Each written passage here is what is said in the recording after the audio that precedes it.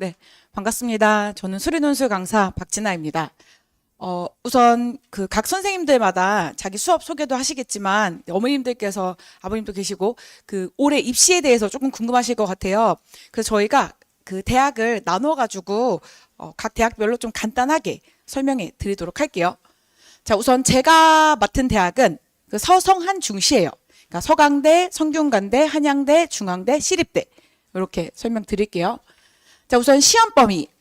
이제 어머님들 많이 아시겠지만 좀 상위권 대학을 준비를 하시려면 미적, 기하, 확통 요거 다 준비하셔야 되는 거 알고 계시죠?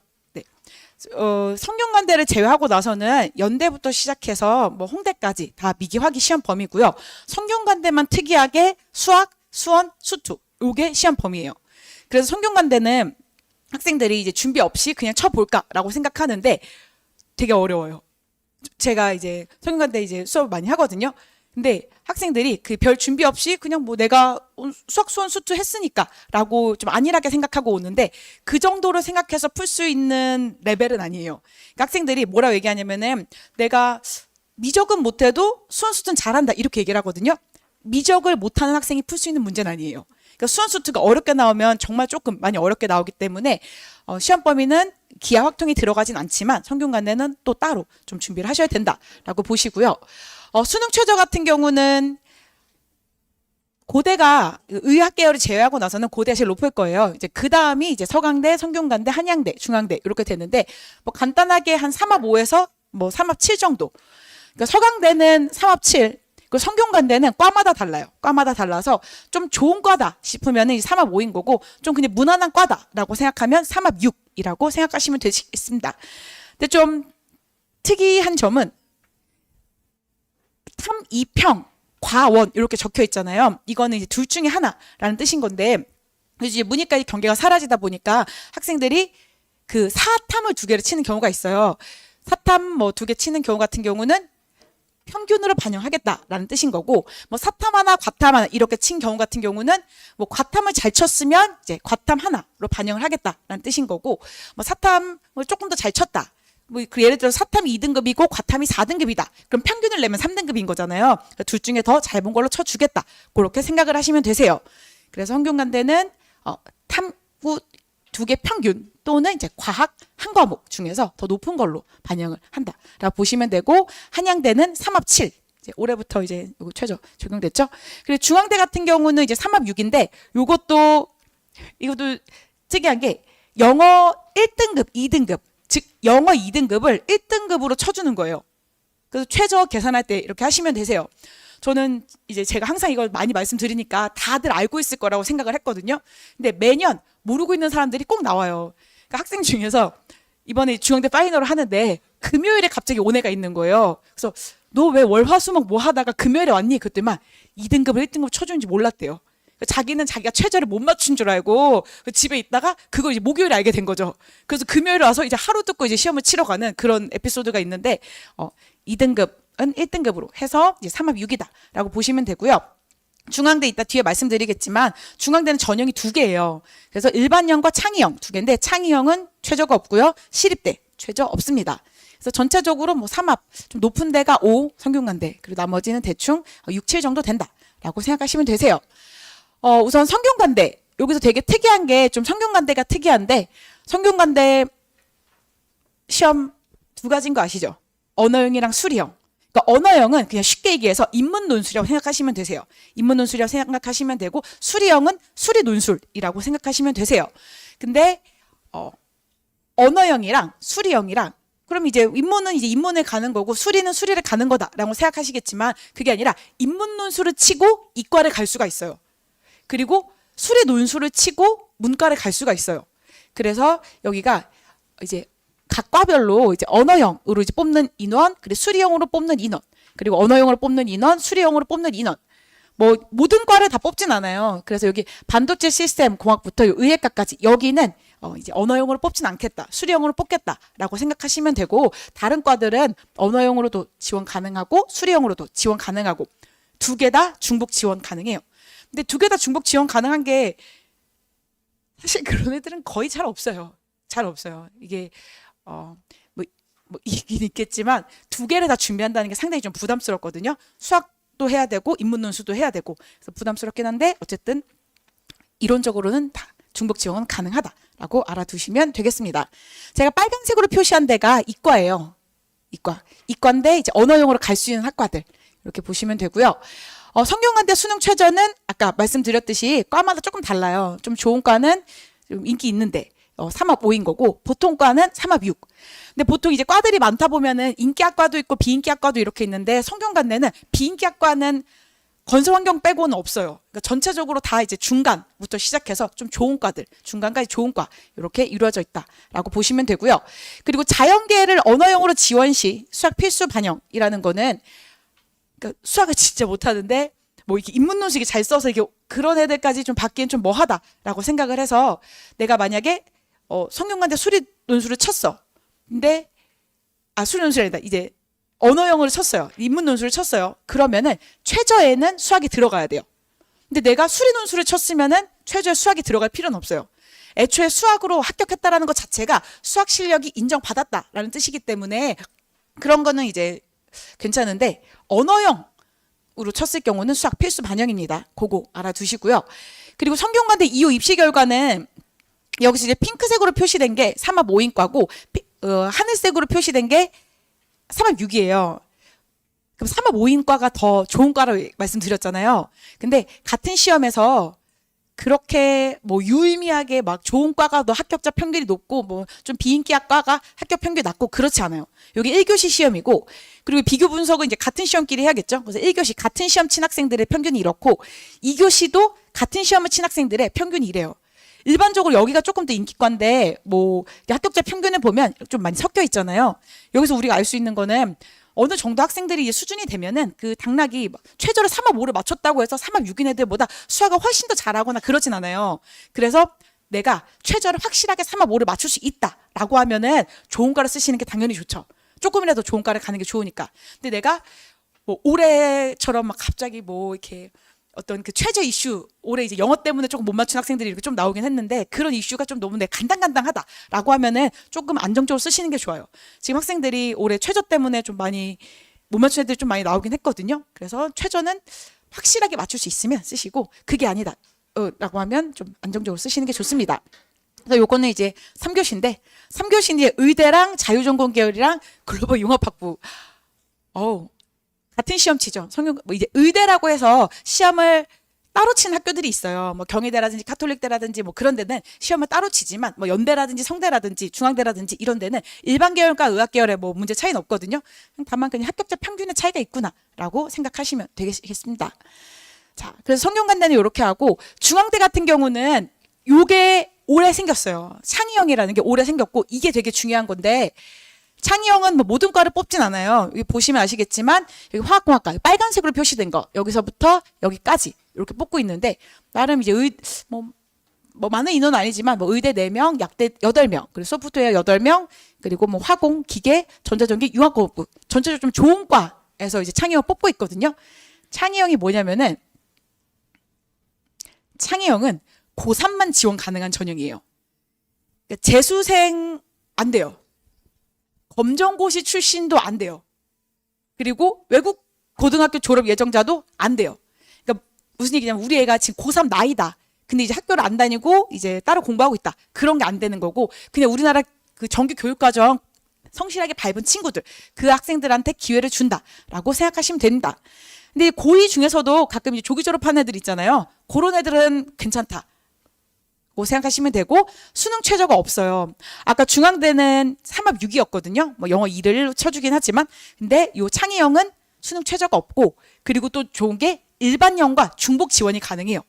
보통 논술 전형은 같은 학교 2번 못 써요. 어머님들 매년 나오는 질문이 성균관대 1교시도 쓰고 2교시도 쓰고 3교시도 쓰면 안 되냐고 이게 막 같은 학교 막 한양대 오전후 2번 쓰면 안 되냐 이런 질문 그 매년 나오거든요. 믿기지 않겠지만 한 학교에 무조건 한 번씩이에요. 그 한 학교에. 근데 같은 학교에서 이렇게 중복해서 받아준다라는 건 사실 되게 큰 거거든요. 근데 이제 중앙대 창의형은 일반형도 칠 수 있고 창의형도 칠 수 있고 2번 칠 수 있고 그리고 고3만 지원 가능하기 때문에 고3 안에서 경쟁을 하는 거죠. 보통 재수생이 잘하죠. 아무래도 1년 공부 더 했잖아요. 1년 공부 더 잘했기 때문에 사실 재수생이 뭐 모든 학생이 다 그런 건 아니지만 정시도 더 잘 보는데 논술도 더 잘 보긴 해요. 왜냐면 1년 공부 더 했으니까. 근데 이제 그런 거 말고 이렇게 쳐주겠다라고 해서 이렇게 알아두시면 됩니다. 자, 내신 반영 같은 경우는 뭐 크게 신경 쓰지 않으셔도 돼요. 뭐 서강대, 성균관대, 한양대는 내신 0이고요. 중앙대랑 시립대 같은 경우는 20% 반영을 해요. 근데 시립대 같은 경우는 뭐 그냥 있고, 요 중앙대 같은 경우는 이제 이 와중에 이제 비교과도 10%가 있습니다. 그래서 요것도 이제 학생들이 자기 고3 같은 경우는 3학년 1학기까지 오고, 재수생 같은 경우는 학교마다 좀 상이하긴 하지만 3학년 2학기까지 들어가거든요. 그래서 애들 중에서 자기는 이제 수능 끝나면 학교 안 가겠다, 뭐 2학기 때부터 학교 안 가겠다, 뭐 그냥 다 뭐 무조건 정시 아니면 논술로 가겠다라고 하는데, 여기 최저 들어가는 비교과 같이 들어가는 학교들은 그런 것도 조금 조심하셔야 돼요. 그래서 내신은 크게 중요하지 않아요. 크게 중요하지 않고, 근데 논술 전형은 그 논술 실력으로 뽑겠다라고 생각하시면 됩니다. 내신 반영은 여기 중앙대랑 시립대 요 두 학교만 반영을 해가지고 제가 여기 만들어놨는데, 1등급이 20점이면은 이제 7등급이 19.2예요. 뭐 0.8점 감점 되잖아요. 뭐 거의 크게 크지 않다라고 보이고, 시립대 같은 경우는 이제 20점 만점, 20% 들어가니까요. 근데 7등급이 이제 16점, 그러니까 4점 감점이다라고 생각하시면 되세요. 그래서 전체적으로 학생들이 7등급 안쪽에 있으면 거의 상관이 없는데, 가끔 이제 8등급이나 9등급인 학생들이 있어요. 저도 항상 매년 설명할 때마다 9등급을 본 적이 없다 말씀드렸는데, 작년이랑 올해 한 명씩 봤어요. 그래서 봤을 때 깜짝 놀란 거예요. 그냥 이 정도 실력이면 요렇게 쓰면 되겠어요 했는데, 갑자기 저 근데 사실 내신이 9등급이에요. 그래서 그러면 다시 처음부터 생각해 볼까요? 해가지고 다시 다 이렇게 했는데, 없으시죠? 네, 9등급은 진짜 거의 최저 반영 없는 대로 쓰셔야 돼요. 왜냐하면은 여기가 그나마 괜찮고, 보통 9등급은 감점 많이 해요. 정말 학교 생활을 성실하지 않게 했다라는 뜻으로 비춰지기 때문에 그거 아니면 크게 상관없습니다. 제가 이제 많은 학교들 중에서 이제 서강대, 성균관대, 한양대, 중앙대, 시립대 중에서 성균관대랑 중앙대 위주로 설명을 드렸는데, 왜냐면은 이 두 학교가 되게 특이하고 좀 알아둘 것이 많기 때문에 그렇게 설명을 드렸고, 서강대는 그냥 최저랑 뭐 내신 반영 안 된다. 그리고 한양대도 최저랑 뭐 내신 반영 안 된다.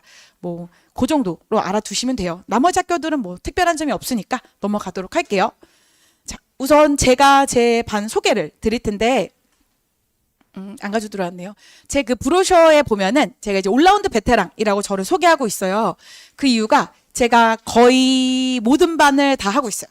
그러니까 Y반부터 시작을 해서 이제 미적 라인 반까지 다 하고 있고요. 안 하는 거는 Y반 더 위에 의학계열 반은 안 하고, 미적 밑에 그 약술형 반은 안 하는데, 일반적으로 이제 논술 전형이 많은 학생들이 쓰는 반을 하고 있어요. 그래서 Y반은 이제 연세대 포커스가 맞춰진 반이에요. 그래서 상당히 조금 어렵게 진행이 되고요. 그리고 S반은 이제 연고 한선서 중경이시 건인데, 한 1등급에서 2등급 초반 정도 되는 학생들이 드는 게 좋아요. 그리고 이제 2등급 중반에서 한 3등급 초반까지는 이제 H반 해서 한성서 중경이시 건동홍 반을 들으시면 되고, 그리고 3등급 중반부터 한 4등급 초반까지는 이제 미적 반을 들으시는 거 추천드리고요. 우리가 4등급이다, 4등급 이하다, 그러면은 사실 약술형 반까지 생각을 하셔야 돼요. 지금 현재 4등급이라는 거는 예전 문이과 통합 전으로 생각하시면 5등급 중반 이하라는 5, 6등급이라는 거거든요. 지금 문이과가 통합이 돼서 아시죠? 문과 애들이 되게 많이 받쳐주고 있어요. 밑에 내려오지 못하게 많이 받쳐주고 있어서 사실 5등급, 6등급 받는 것도 쉬운 일은 아니에요. 밑에 많이 깔아준 애들이 많아서. 그래서 어머님들께서 3등급이라고 하면 사실 수학을 그렇게 잘하진 않아요. 예전 문이과 통합 전후로 4등급 정도다라고 생각을 하시면 돼서, 진짜 지금 현재 4등급이다. 그러면 약술형까지 생각을 하셔야 됩니다. 그래서 저는 반을 이렇게 골고루 하고 있어서 장점이 뭐냐면은, 그 학생 수준에 맞는 반으로 학생이 수업을 듣게 하거든요. 그게 되게 중요해요. 선생님들 다 수업 잘하시고 하겠지만 학생이 그거를 내가 소화하지 못하면 그 시간이 좀 다 무의미해지잖아요. 그래서 학생이 오면 보통 한 달 정도 지켜봐요. 한 달 정도. 좀 사실은 한 두세 번 보면 나오긴 하는데, 그래도 마지막까지 이렇게 보고, 너는 이 반에 맞지 않다라고 하면은 이제 좀 S반인데 너는 내가 봤을 때 H반이 적절하다. 그럼 H반으로. H반이 또 미적반이 적절하다. 그럼 미적반으로. S반인데 너는 잘한다. 라고 하면 Y반으로. 이렇게 반 이동을 해가지고 학생이 이제 가장 시간 들였을 때 효율적으로 많이 얻어갈 수 있게끔 그렇게 수업을 진행하고 있어요. 그래서 뭐 올해 에피소드 사실 뭐 지금 발표한 데가 뭐 많진 않지만 그 에피소드 중 하나가 어떤 학생이 초반에 S반에 들어왔어요. 목표 대학 적어라고 하니까 건대라고 적어내더라고요. 자기는 뭐 그냥 건대만 가도 된대요. 근데 딱 보니까 한 3번 가르치니까 학생이 딱 똘똘한 게 눈에 보이더라고요. 그래서 Y반에 가라. Y반에 가라. 해서 그 학생이 자기는 건대만 가도 되는데 선생님이 가라고 하니까 Y반으로 가더라고요. 그래서 이번에 연대 갔어요. 연대 갔는데 걔가 왜 자기가 이제 건대만 가도 좋냐고 했냐면 연대 합격했다 연락이 왔더라고요. 그래서 너 좋겠다 야 다른 거 이제 뭐 시험 안 치러 가도 되겠네. 그때 막 어차피 못 가요. 그래서 왜 그랬더니 자기 수능이 51445 이렇게 나왔대요. 그러니까 51445니까 건대만 가도 얼마나 좋겠어요. 근데 딱 보면 학생이 실력이 나와요. 한 달 정도 딱 가르쳐 보잖아요. 한 달 정도 가르쳐 보면 얘는 진짜 좀 잘한다. 얘는 좀 무난하다. 얘는 좀 부족하다라는 게 어느 정도 보여요. 그래서 적절한 반에 넣는 게 되게 중요하거든요. 적절한 반에 넣어야 학생이 자극도 받고 이제 문제도 풀만하고 좀 많이 상승이 되기 때문에 그래서 저는 가장 중요하게 생각하는 게 자기 수준에 맞는 반에 듣는 거. 그렇게 그래서 진행하고 있습니다. 자, 우선 Y반 같은 경우는 뭐 잘하는 학생은 더 잘하게라고 적어놨는데 팀 수업 개념이라고 생각하시면 되세요. 뭐 제 Y반이 뭐 그렇게가 잘하는 애들이 사실 많지 않아요. 이 등급으로 보면은 1등급이 4%인데 그 중에서도 거의 한 2% 안에 드는 학생들이거든요. 근데 어떤 게 있냐면은 1등급 후반, 2등급 초반인데 수학을 되게 잘하는 애가 있어요. 그 등급이 안 나오는 거예요. 그런 경우는 어떤 경우냐면 되게 사고력도 좋은데 계산 실수가 좀 잦은 애들 있죠. 그런 애들은 뭐 2등급 초반이더라도 Y반이 좀 적절하고요.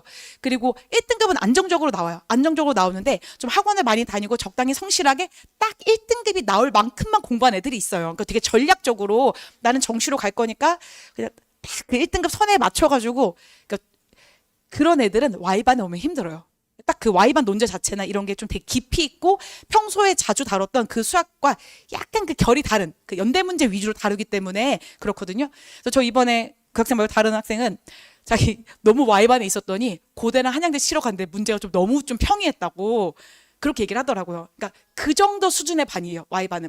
정말 연대 포커스가 맞춰져 있고 연대 레벨. 그리고 그런 학생들만 남겨요. 사실 Y반으로 들어오는 애 되게 많아요. 근데 남아있는 애들은 한 40% 정도? 그러니까 제가 60% 다 내려보내는 거예요. 너는 S반으로 가라. 근데 왜 그러냐면 학생들이 자신의 실력을 정확히 몰라요. 그러니까 약간 그냥 그런데 자기가 막 되게 잘한다고 생각하는 애가 있고 되게 잘한데 나 정도면 아직 부족해 라고 하는 학생들이 있거든요. 물론 정확하게 알고 있는 학생들도 있지만 그래서 학생이 오면 좀 실력을 진짜 어느 정도 깊이 있게 공부했는지 보고 Y반에 남길 학생들 그 학생들만 남기고 나머지 학생들은 이제 S반 뭐 제가 쫓아내고 싶어서 쫓아내는 게 아니라 그 수업이 훨씬 더 도움이 되기 때문에 그 반을 추천드리는 거예요. 그래서 Y반은 좀 잘한 학생들만 남겨가지고 그 학생들 수준에 맞게끔 좀 고농도로 수업을 한다라고 생각을 하시면 됩니다. 자, 그리고 S반이랑 H반은 뭐 아까 목표대학에 연대는 들어가 있지만 연대는 이제 희망사항이죠. 아까 Y반이 진짜 좀 찐 실력자들 이런 거라면 S반은 좀 적당히 잘하는 애들 1등급에서 한 2등급 초반 정도 무난무난하게 잘하지만 그렇다고 막 진짜 감각적으로 뛰어나진 않은 그 적당 괜찮은 학생들을 모아놓은 반이고 H반은 좀 무난무난한 학생들을 모아놓은 반이에요. 이 반 같은 경우는 이제 반 컨셉이 뭐냐면은 최대한 스스로 문제를 풀게 하자라고 보고 있어요. 왜냐면은 학생들이 학원을 많이 다녔어요. 뭐 유치원부터 시작한 애들도 있고 초등학교 6년, 중학교 3년, 이제 고등학교 2년 정말 학원을 지를 대로 다녔기 때문에 너무 잘하는 애들은 되게 적극적으로 공부를 해요. 근데 못하는 애들은 되게 수동적으로 해요. 항상 논술 수업 하면 제가 문제 풀어봐라고 하면은 어떻게든 풀려고 하는 학생이 있고 풀 생각이 없는 애들이 있어요. 믿기지 않겠지만 한 절반 정도는 그냥 가만히 문제 쳐다보고 이제 언제 해설해주지? 그러니까 문제를 이해하면 선생님이 해설해주겠지 이렇게 기다리는데 그런 식으로 공부해서는 늘지 않아요.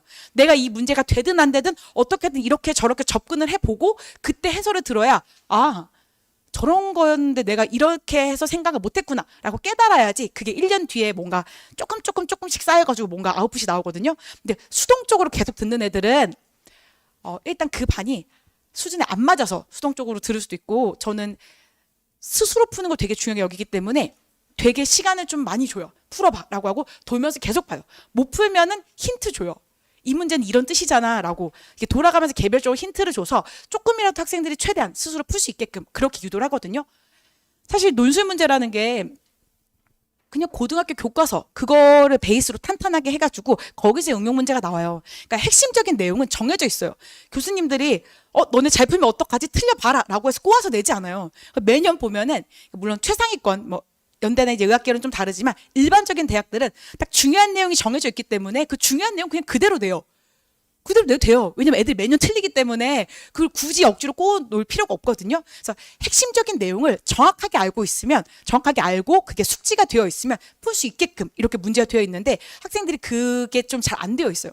왜냐면 수능이 너무 좀 시간 안에 답 찾는 거 위주로 공부를 하다 보니까 조금 공부 방법이 달라요. 그래서 최대한 스스로 풀 수 있게끔 수업을 진행을 하고 있습니다. 그래서 뭐 이렇게 보고요. 단계별 계단식 접근, 그 반복 심화학습 시스템이라는 거는 갑자기 뭐 주고 뭐 풀어라라고 제가 뭐 여기서 천년만년 기다린다고 해서 풀 수 있는 건 아니잖아요. 그래서 개념 설명을 하고 그 개념을 적용하는 조금 그러니까 쉬운 문제, 교과서 정도 수준의 문제. 그래서 사실 이 개념은 너네가 이렇게 알고 있지만 이 개념의 본질은 이런 것이야. 그래서 이 문제는 이런 걸 물어보는 거야라고 설명하고 그 본질에 집중을 정확하게 했으면 그 다음 문제 풀 수 있도록 한 번 더 풀리고 그리고 나서 이제 뭐 시험 치면서 한 번 더 풀리는 좀 계단식으로 한 칸 한 칸씩 올라가서 최대한 뭐 3단계 있는 문제도 스스로 풀 수 있게끔 그렇게 지도하고 있습니다.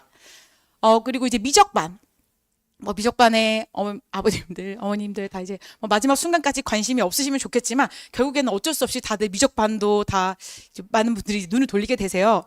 미적반 같은 경우는 아까 제가 3등급에서 4등급이라고 말씀을 드렸는데 사실 좀 많이 부족한 친구들이에요. 수학이 3등급, 4등급. 그래서 요 반은 어떤 응용 문제를 푼다라, 그러니까 상반기 동안은 막 응용 문제를 막 풀고 막 논술을 준비하고 이런 것보다는 논술을 하기 위한 기초를 다시 다지는 반이에요.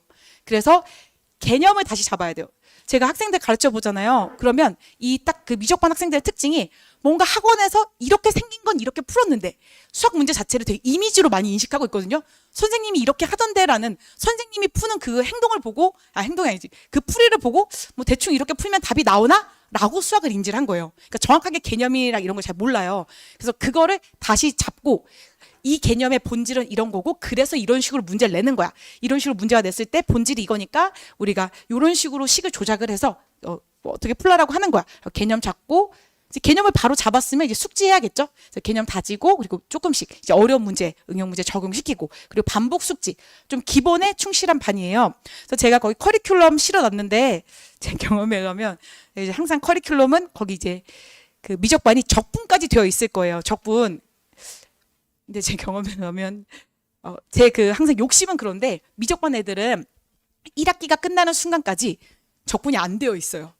미분도 잘 응용을 좀 잘 못해가지고 제 커리큘럼 제 욕심과 계획과 목표는 그거지만 현실적으로 아마 미분을 한 번 더 돌리고 그 기말고사 때 적분을 하고 나서 아마 여름방학 때 원치 않으시겠지만 매년 봤지만 미적반 애들은 6월이 끝나고 7월이 시작이 돼도 적분이 안 되어 있어요. 왜냐면 미분도 못하기 때문에 좀 잘 안 되어 있거든요. 그래서 상반기 때는 어쨌든 좀 이렇게 기본 개념 잡고 최대한 뭐 적분까지 나가보겠지만 현실적으로는 미분까지 나갈 것 같습니다. 그러면 이제 적분은 언제 하냐? 여름방학 때 하는 거예요. 어차피 미적반은 기하도 안 하고 확정도 안 하기 때문에 그 12주 내내 적분 위주로 미분 적분 이렇게 진도 나간다고 생각하시면 됩니다. 그래서 뭐 요거 H반 미적반의 이제 수리 논술이란 제가 아까 말씀드렸지만 아직까지 수학을 이미지로 알고 있고 이렇게 느낌적으로 이렇게 풀던데 이렇게 풀면 답이 나오던데라고 하는 학생들이 H 이제 미적반에 많이 있어요. 근데 그 느낌만으로 풀었을 때 이제 부족한 면들이 논술을 하면 다 드러나요. 제가 이제 다 이제 보기도 하고 이제 문제가 좀 생각만큼 좀 안 풀리기도 하면서 그래서 느낌 이미지로 알고 있는 거를 본인이 이렇게 끄적끄적해서 답 나왔다 끝이 아니라 이거를 정리해서 쓰면서 본인이 얼마나 부족한지 그리고 개념이 뭐였는지 좀 다시 다질 수 있는 그런 반이어서 저는 좀 이 정도 실력 한 3등급 정도다라고 하면은 내가 수리 논술로 가든 정시로 가든 내가 알고 있는 그 문제를 차분하게 글로 쓰는 그런 훈련적인 측면에서도 수리 논술을 추천하고 있습니다. 요거 모의논술 시간은 아마 다 같을 거예요. 모의논술 시간에 뭐 1대1 대면 첨삭 진행하고요. 숙제, 피드백하고 이제 뭐 질의응답 받고 모의논술 결과는 M테스트로 보내드릴 거예요. 여기 제가 이제 담임평가가 있거든요. 담임평가는 뭐 학생이 뭐 무난하게 했다, 뭐 학생이 뭐 되게 잘한다, 전반해라, 학생이 많이 부족하니까 전반해라 등등등 남기는데 요거는 이제 보시면 되십니다. 제가 이제 올해 전반하라고 한 3번인가 4번을 말씀드렸는데 어머니께서 연락이 없으시더라고요. 그래서 제가 어머니한테 전화를 드렸어요. 어머니 제가 근데 혹시 이거 담임평가 남긴 거 보셨나요? 그랬더니 자기가 보면 너무 화가 날 것 같아서 못 봤대요. 그래서 그러시군요. 사실은 이 학생이 지금 반이 맞지 않습니다. 그래서 제가 뭐 갑자기 뭐 전화를 드린다든지 이제 문자를 드린다든지 그러면 좀 당황스러우시니까 제가 M테스트에 이제 학생이 지금 이 반이 적절한지 적절하지 않은지 그런 거 남겨드리고 있어요. 그래서 요거는 좀 항상 체크하시는 걸 추천드립니다. 그럼 저는 여기까지